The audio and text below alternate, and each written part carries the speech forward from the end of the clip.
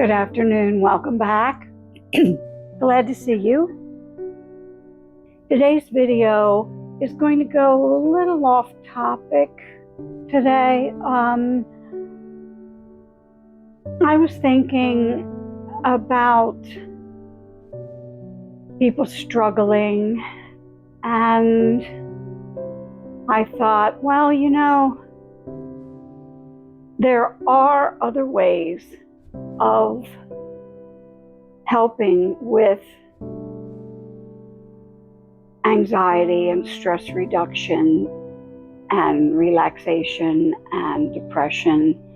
And one of these is writing.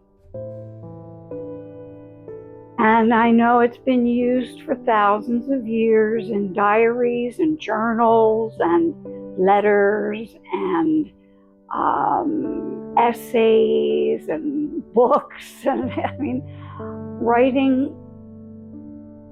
is not only a ways to convey information, but also to help you out of your head, to help negative emotions get out of your head.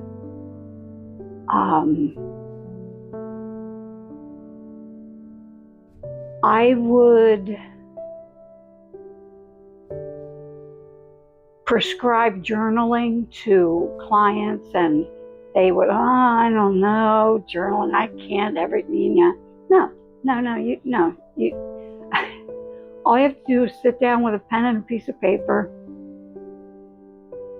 and let your thoughts dump all of the emotion out of your brain, down through your neck, over your shoulder, down your arm, through your hand, into your fingertips, down into the pen, and onto the paper.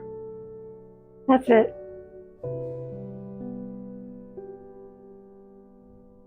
I didn't start writing until the 10th grade. I started struggling a long time before that, but no one taught me about writing.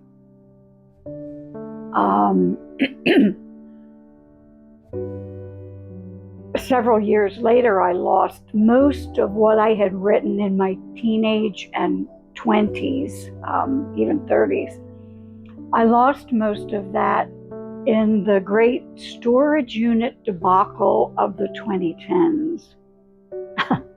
But fortunately, I have most of what I wrote after that. I can't tell you how much writing has saved me. I believe it has literally saved my life. It also helps to focus my thoughts. What am I really dealing with here? What am I feeling? Where am I blocked? And I will write something, and all of a sudden, just like, whoa, what was that? And I'll look and I'll think, oh my God, who wrote that? For an example, in 10th grade, one day in English class, I was following along with the lesson when I felt a strong urge to get out a piece of paper because something was inside my head and I was going to need to write it down as it came out. I'd never felt a compulsion like that before. So I went with it, and sure enough, the words came. Out of my brain, down my arm, through my hand, into the pen, onto the paper. My conscious mind was just a spectator, and I was really curious. This is what I ended up with. Make believe you're in a land where fairy tales come true, and all the things you've dreamed about, they're all surrounding you. They're playing with your ego, and they're touching all the strings that hold your mind together. They really like those things. Your being screams for freedom, and your stomach jumps and turns, and there's something on your conscience, and it festers and it burns. You wish you'd never heard of them, the fairies and the elves. And as you go, you realize that they're your inner selves.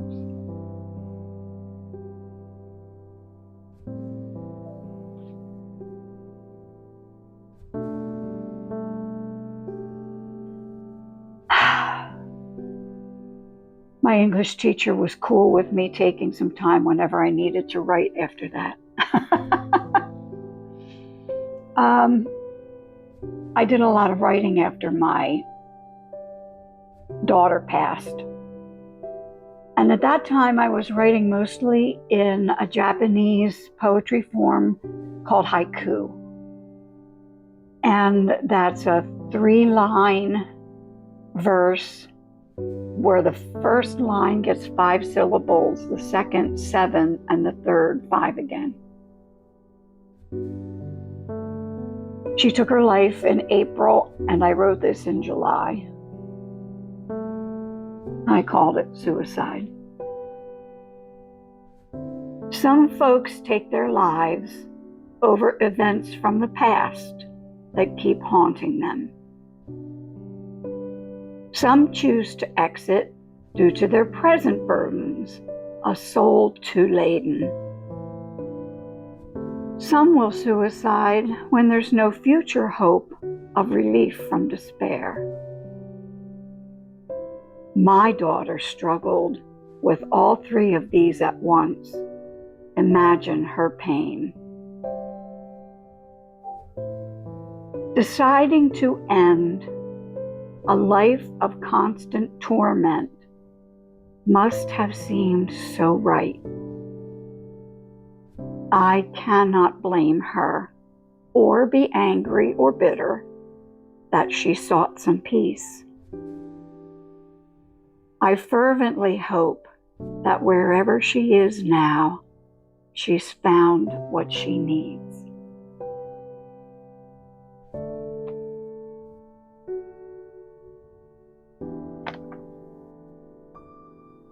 A third way I have of writing is in essay or story form. Some of my essays are several pages long, some are very short. This is one that I wrote that's only a page long, and it's titled Friday. There is a known dope house across the street and 3 doors down the alley.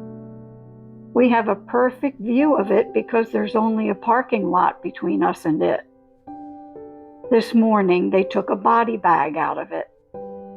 They put the bag in the ambulance, and the ambulance just moved over and parked while the police are finishing up. There's no hurry now. Someone is going to get a phone call about their son, daughter, mother, father, sister, or brother very shortly. Someone's world is about to implode. Or they may have no one to call. Prematurely untethered, the soul hurts. Unsoothed, untended, the soul dries up. Unnoticed, unmourned, it blows away. It could have been you or me.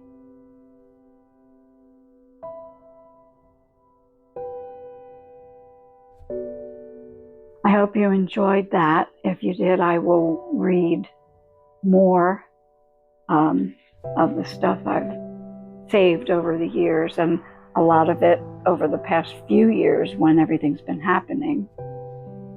As of right now, have a great day. I love you.